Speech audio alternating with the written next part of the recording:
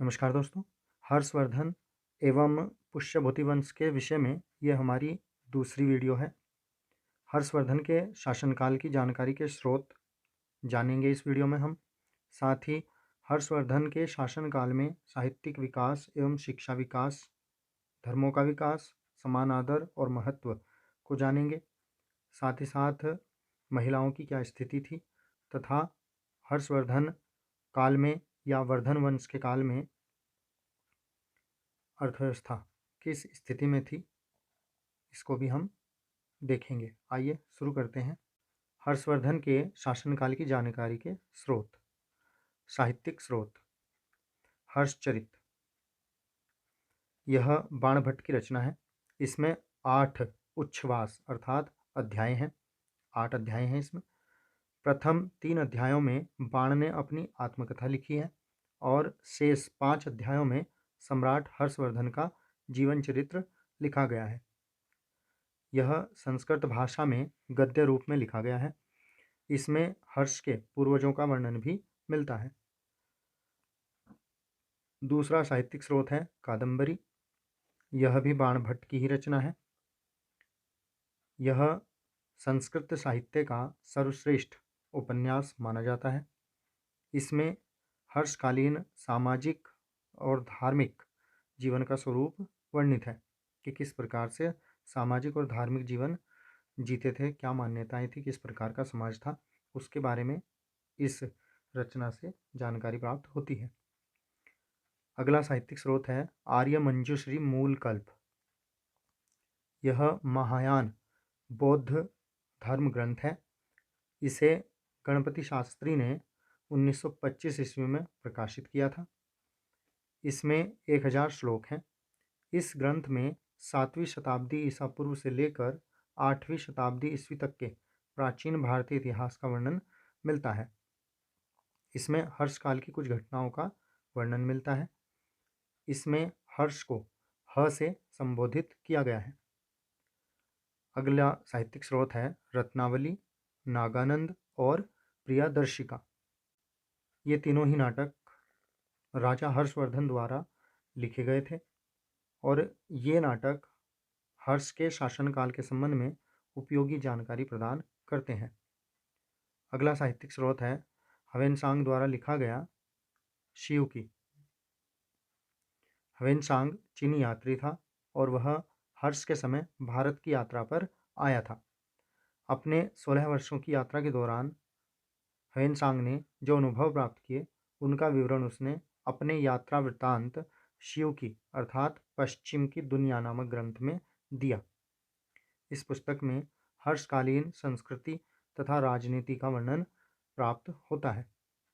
हर्षवर्धन के साथ साथ ह्वेनसांग ने अपनी पुस्तक में 2 अन्य राजाओं पल्लव वंश के नरसिंहवर्मन और चालुक्य वंश के पुलकेशिन द्वितीय की भी प्रशंसा की थी। ह्वेनसांग की जीवनी ये एक अन्य साहित्यिक स्रोत है। इसकी रचना हिरली ने की थी जो ह्वेनसांग का मित्र था। इसका अंग्रेजी अनुवाद बिल द्वारा किया गया। इस जीवनी में भी हर्ष काल से संबंधित कई महत्वपूर्ण जानकारियां मिलती हैं। अगला साहित्यिक स्रोत है इत्सिंग का विवरण। चीनी यात्री इत्सिंग 675 ईस्वी में भारत आया और 10 वर्ष अर्थात 685 ईस्वी तक नालंदा विश्वविद्यालय में उसने अध्ययन किया। इत्सिंग ने अपने यात्रा वृत्तांत तक्कुस अर्थात record of the Buddhist religion में हर्ष का उल्लेख किया है।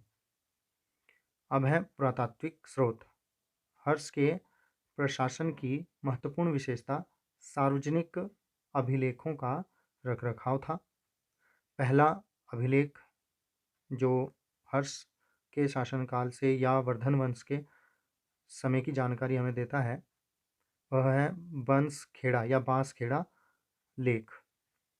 बांसखेड़ा उत्तर प्रदेश के शाहजहांपुर जिले में स्थित एक स्थान है जहां से हर्ष का 628 ईस्वी अंकित एक लेख 1894 में प्राप्त हुआ था।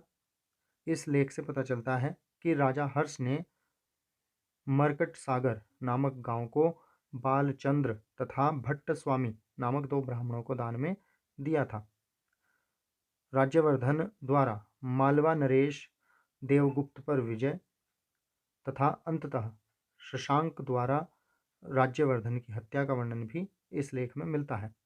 बांसघेड़ा शिलालेख में हर्ष के हस्ताक्षर मौजूद हैं, यानी कि हर्ष के हस्ताक्षर भी इस शिलालेख में या इस अभिलेख में मिलते हैं। अगला जो पुरातात्विक स्रोत है वह है मधुबन का लेख।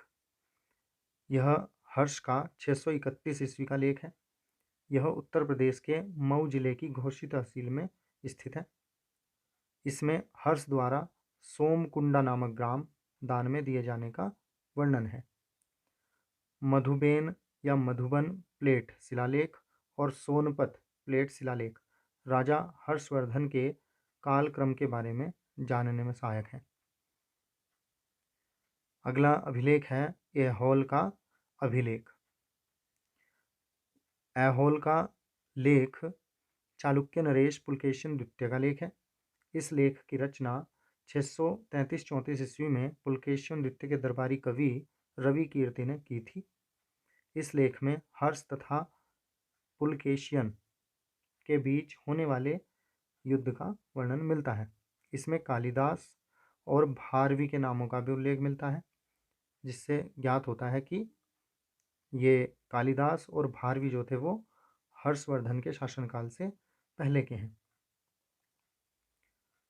अगला पुरातात्विक स्रोत है मोहरें। हर्ष की 2 मोहरें नालंदा बिहार तथा सोनपत से प्राप्त हुई हैं।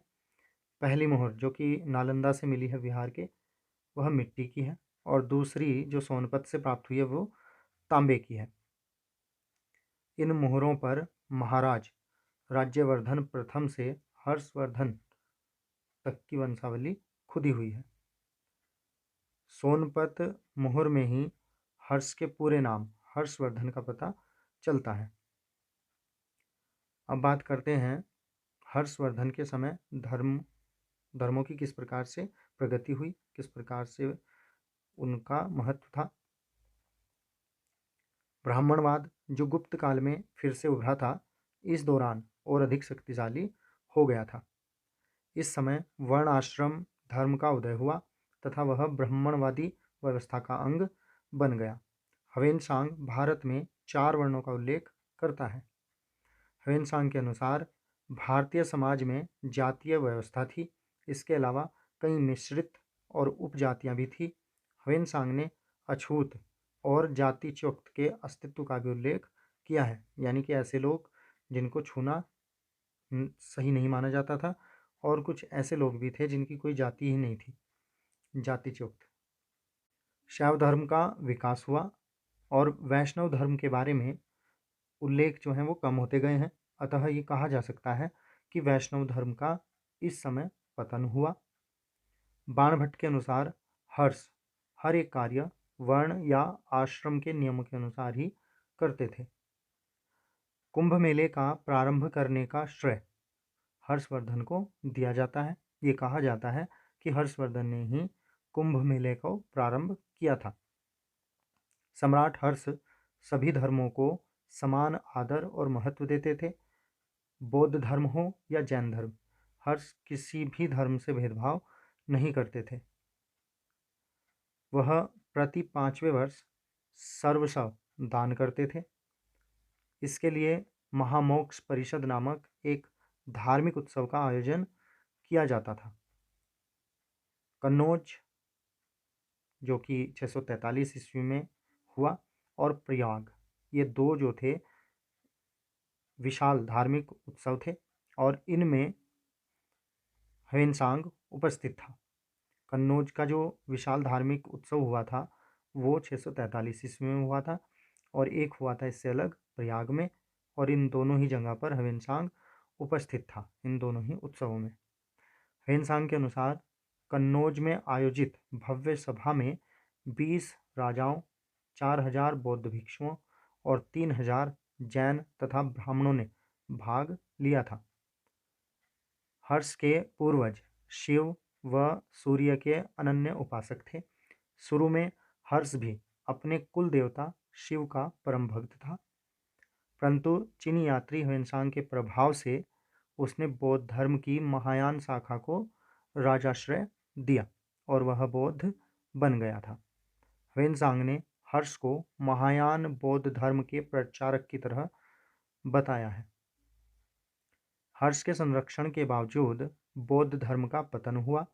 जैन धर्म में कोई परिवर्तन नहीं हुआ, न तो इसका विकास ही हुआ और न ही इसमें ह्रास हुआ, यानी कि ये अपरिवर्तित रहा। ह्वेनसांग ने 3 अलग अलग दफन प्रथाओं का उल्लेख किया है। एक दाह संस्कार, दूसरा नदी में शव प्रवाहित करना और तीसरा जंगल में तत्वों के संपर्क में आना, यानी कि शव को खुले में छोड़ देना। साहित्यिक विकास एवं शिक्षा विकास। वर्धन वंश में या हर्षवर्धन के शासनकाल में साहित्यिक विकास किस प्रकार से हुआ? हर्ष जो था वो भूमि कर का 1/4 भाग शिक्षा विकास और विद्वानों को पुरस्कार देने में ही व्यय किया करता था। हर्षवर्धन के शासनकाल में नालंदा महाविहार महायान बौद्ध धर्म की शिक्षा का मुख्य केंद्र था। हर्षवर्धन का काल साहित्यिक दृष्टि से बहुत ही समृद्ध था। हर्ष वीणा बजाता था, वह स्वयं नाटककार था और उसकी लिखित 3 नाटिकाएं नागानंद, रत्नावली और प्रियदर्शिका संस्कृत साहित्य की अमूल्य निधियां हैं। बाणभट्ट हर्ष का अनन्य मित्र व दरबारी कवि था।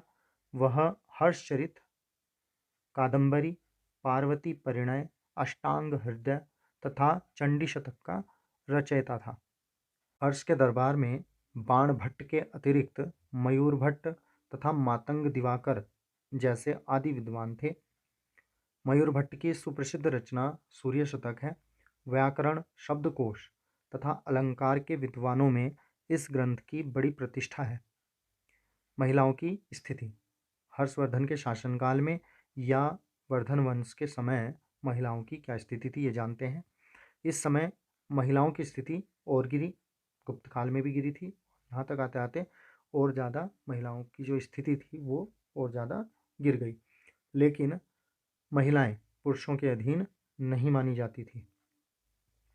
स्वयंवर की प्रथा समाप्त हो गई क्योंकि समकालीन साहित्य में इस प्रथा का उल्लेख नहीं है। विधवा विवाह विशेषकर ब्राह्मण जाति में प्रचलित नहीं था। बाणभट्ट के अनुसार दहेज प्रथा सामान्य थी। हर्ष ने राज्यश्री को सती होने से बचाया था, अतः उस समय सती प्रथा प्रचलित थी और ये गुप्त काल में भी प्रचलित थी। राज्यश्री का विवाह 12 वर्ष की आयु में हो गया था, अतः तब बाल विवाह प्रथा भी प्रचलित थी, लेकिन उस समय पर्दा प्रथा प्रचलित नहीं थी। पर्दा प्रथा नहीं थी उस समय। अर्थव्यवस्था की बात करें तो हर्ष के समय स्वावलंबी ग्रामीण अर्थव्यवस्था का उदय हुआ, जिसमें सभी ज़रूरतें स्थानीय रूप में पूरी की जाती थी। कृषि सिर्फ स्थानीय मांग की पूर्ति के लिए की जाती थी, आंतरिक या बाहरी बाजार के लिए नहीं। उसके शासनकाल में तुला यंत्र सिंचाई का साधन था। इस समय व्यापारिक केंद्रों का पतन हुआ तथा व्यापारिक संघ और श्रेणियां पूर्णतः समाप्त हो गई। हर्ष के समय मथुरा सूती वस्त्रों के निर्माण के लिए प्रसिद्ध था।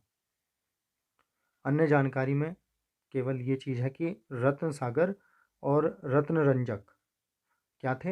हर्षकालीन भवन थे। ये हर्षकालीन भवनों के नाम हैं, रत्न सागर और रत्नरंजक। तो ये कुछ महत्वपूर्ण जानकारी थी हमारे पास हर्षवर्धन और पुष्यभूति वंश के बारे में, जो हमने 2 भागों में आपको बताई है, आपसे साझा की है। उम्मीद करते हैं कि ये जानकारी आपके लिए उपयोगी होगी। Thanks for watching. Please like and share the video and subscribe my channel.